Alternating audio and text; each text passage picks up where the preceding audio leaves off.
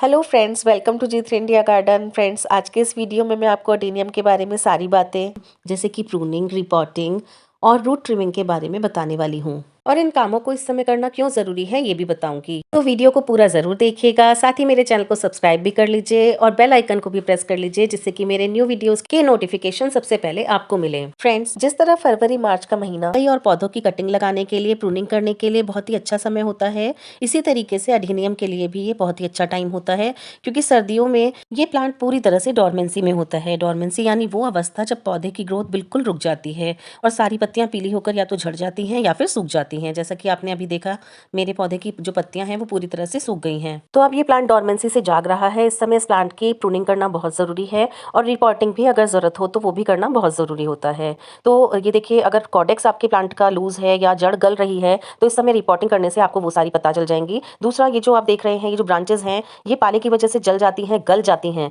तो इनको भी अगर प्रून कर दिया जाएगा इस समय तो आपका जो प्लांट है वो अच्छे से सर्वाइव कर जाएगा। अदरवाइज कई बार इसी फंगस की वजह से, इसी फंगल अटैक की वजह से जो हमारा अच्छा खासा प्लांट होता है वो खराब हो जाता है। तो यहाँ पर जिस भी नाइफ से हम प्रून करने वाले हैं, कटर से या नाइफ से, उसको हम अच्छे से पहले साफ कर लेंगे हाइड्रोजन पेरोक्साइड से, फिर उसको यूज करेंगे क्योंकि इस प्लांट में किसी भी तरीके का जो फंगस अटैक है वो नहीं होना चाहिए। तो हमारा जो नाइफ है या फिर जो हमारा कटर है वो बहुत ही अच्छे से क्लीन होना चाहिए। तो इस तरीके से हम जो भी ब्रांचेस हमें लग रहा है कि खराब हो गई हैं या खराब हो सकती हैं, उनको हमें प्रून कर देना है। इस समय पर ये काम करना बहुत ज़रूरी है। इसको करने से आपके प्लांट को कोई भी किसी भी तरीके का नुकसान नहीं होगा, तो इस बात की टेंशन तो आप बिल्कुल छोड़ दीजिए। अदरवाइज अगर आप ये काम नहीं करते हैं तो आपके प्लांट को ज़रूर से नुकसान हो सकता है। अब ये जो दूसरा प्लांट मैं आपको दिखाने वाली हूँ, ये देखिए इसमें कितना ज़्यादा गल गया है पाले से, इसमें बहुत ज़्यादा फंगल अटैक है और अगर इसको रिमूव नहीं किया तो धीरे धीरे ये मेरा पूरा प्लांट गल जाएगा और खराब हो जाएगा। तो इस पूरे पोर्शन को मुझे रिमूव करना है। जितनी भी ब्रांच गली हुई हैं उनको मैं पूरा रिमूव कर रही हूँ। हालांकि इस समय अगर हम चाहें तो थोड़ी कटिंग कर सकते हैं क्योंकि फ्लावरिंग सीजन स्टार्ट होने वाला है। अगर आपको फूल ज़्यादा चाहिए तो जो प्रूनिंग है उसको कम कीजिएगा, लेकिन जहाँ तक गला हुआ है उतना पोर्शन तो आपको निकालना ही पड़ेगा। तो फूलों के लालच में हम इस काम को नहीं छोड़ सकते कि हमें फूल चाहिए तो हम इसको कटिंग ना करें, पता चला हमारा पूरा प्लांट ही इसकी वजह से खराब हो गया।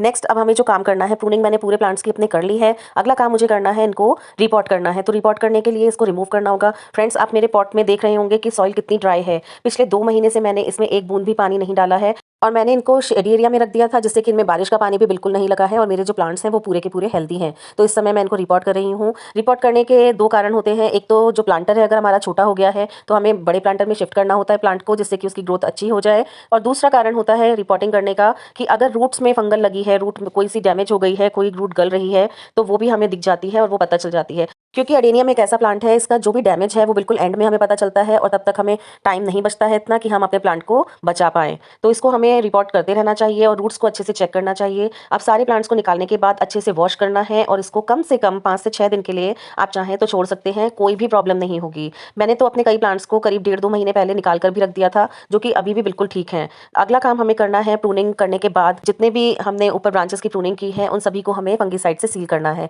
तो यहाँ पर मैं हाइड्रोजन पेरोक्साइड मिक्स कर रही हूँ। आप चाहें तो फंगीसाइड में पानी भी मिला सकते हैं, कोई प्रॉब्लम नहीं है। लेकिन ये जितने भी कट्स हैं इन सभी को हमें अच्छे से सील करना है। तो ड्राई पाउडर अगर हम लगाएंगे तो वो टिकेगा नहीं और झड़ जाएगा, इसलिए इसको लिक्विड फॉर्म में बनाकर आप सारे के सारे अपने पौधों के जितनी भी ब्रांचेस हैं उन सभी को अच्छे से कवर कर दीजिए।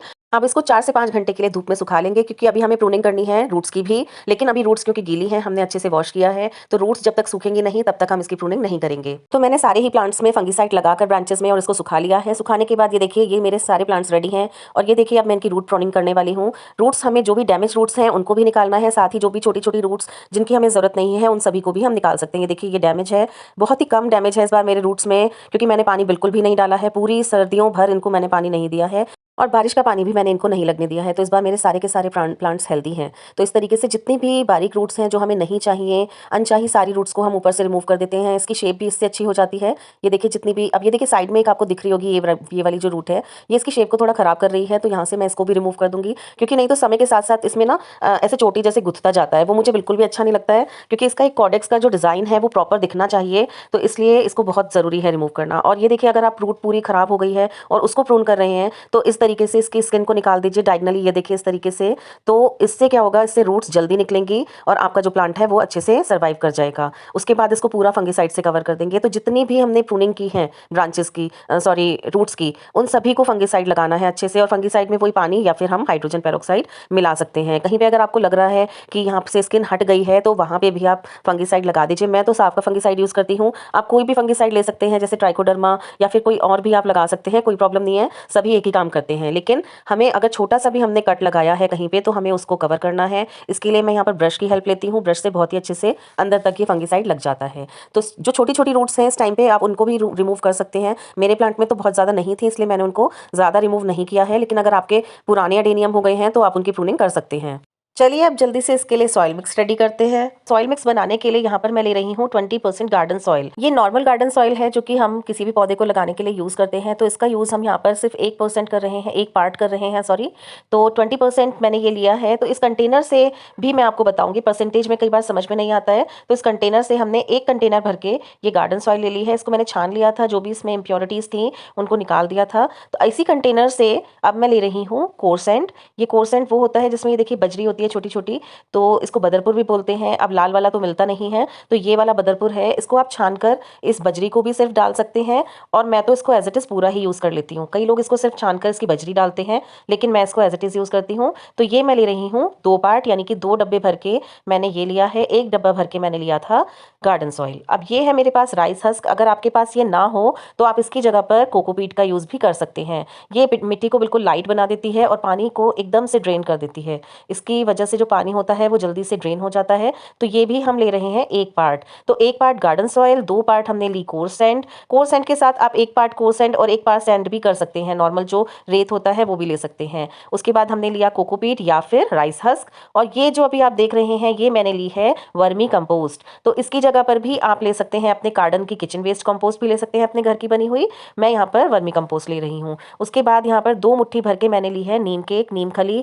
नीम खली बहुत ही अच्छे से फंगिसाइड का काम भी करता है, फंगस नहीं लगने देता है, और फर्टिलाइजर का काम भी करता है। तो इसके लिए मैं 2 मुट्ठी यहाँ पर ऐड कर रही हूँ। उसके बाद जो नेक्स्ट मैं यहाँ पर ऐड कर रही हूँ वो है बोन मील। ये देखिए, ये जानवरों की हड्डियों का जो चूरा होता है वो है। अगर आप इसको यूज़ नहीं करना चाहते हैं तो इसकी जगह पर आप रॉक फॉस्फेट भी यूज़ कर सकते हैं। नेक्स्ट मैं यहाँ पर ले रही हूँ फंगिसाइड। मेरे पास ये साफ का फंगिसाइड है, आप कोई भी ले सकते हैं। अगर आप ऑर्गेनिक फंगिसाइड यूज़ करना चाहते हैं तो ट्राइकोडर्मा यूज़ कर सकते हैं। अब इन सब चीज़ों को अच्छे से मिक्स कर लेंगे। फ्रेंड्स, यहाँ पर मैं एक चीज़ डालना भूल गई थी, अगर आपके पास हो तो उसको ज़रूर ऐड करिएगा। कोयले का चूरा, लकड़ी के कोयले का चूरा, उसको ज़रूर से ऐड करिएगा। वो भी बहुत ही अच्छा फंगिसाइड का काम करता है और फंगस को बिल्कुल भी नहीं लगने देता है। तो क्योंकि इस प्लांट में फंगस की ही प्रॉब्लम होती है ज़्यादातर, तो अगर उसको भी आप ऐड कर लेंगे तो बहुत ही अच्छा है। मिट्टी हमारी तैयार हो गई है। अब ये देखिए, मैंने इसके लिए लिया है ये एक चौड़ा सा पॉट जो कि शैलो पॉट है। इसकी जो ऊंचाई है वो करीब 5 इंच है और चौड़ाई करीब 12 इंच है। तो इस तरीके के जो पॉट होते हैं ये बहुत ही अच्छे रहते हैं। तो अडेनियम के लिए आप इस तरीके के पॉट का यूज़ करिए, ना कि 10-12 इंच का जो पॉट हम होता है उसमें कई बार हम लगा देते हैं। तो उससे क्या होता है, जो अडेनियम का कॉडेक्स है वो मोटा होने के बजाय इसकी रूट्स मोटी होती रहती हैं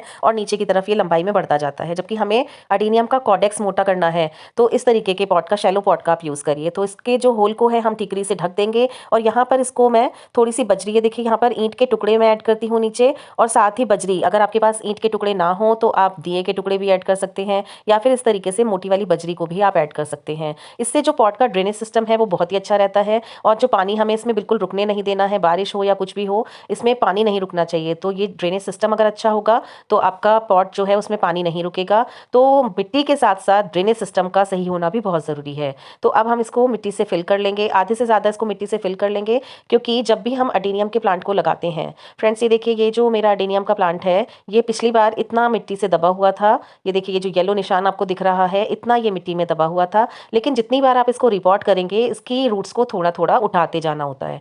तो अब मैं क्या कर रही हूँ, मिट्टी को आधे से ज़्यादा फिल कर रही हूँ, फिर इसको रख के देखूंगी। अगर ये मुझे अभी भी लगेगा कि इसमें और मिट्टी ऐड करनी है तो हम इसको दोबारा निकाल कर भी कर सकते हैं। तो देखिए, इस तरीके से मैंने इसको आधे से ज़्यादा मिट्टी से फिल किया और फिर इसको रख दिया है, और इसको मैं रिपोर्ट कर रही हूँ। ये ज़रूरी नहीं है कि एक बार में ही आपकी जो रिपोर्टिंग है वो ठीक से हो जाए। अगर आपको लग रहा है कि प्लांट अभी भी नीचे है तो आप उसको और उठा सकते हैं। अंदर इसके नीचे और मिट्टी डाल दीजिए और इसको थोड़ा थोड़ा करके उठाते जाइए। जैसे कि अभी मुझे लग रहा है कि इसको थोड़ा और उठाना चाहिए मुझे।